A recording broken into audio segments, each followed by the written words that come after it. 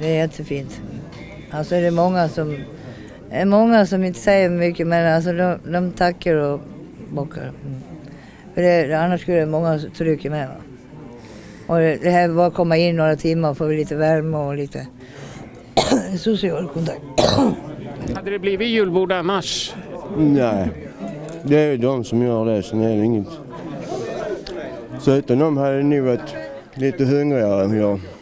Bakom julbordet står 3 gymnasieungdomar, Jennifer Moseback, Susanna Abesai och Sandra Movafa.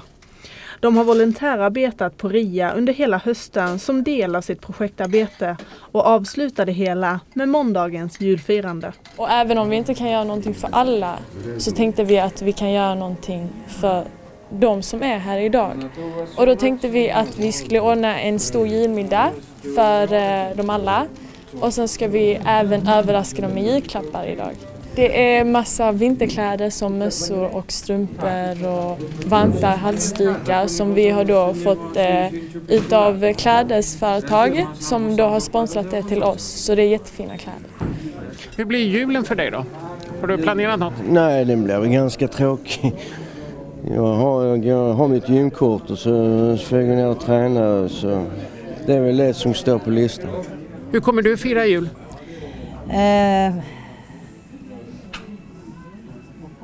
Inget alls. Nej. Ja. Jag firar jul så här.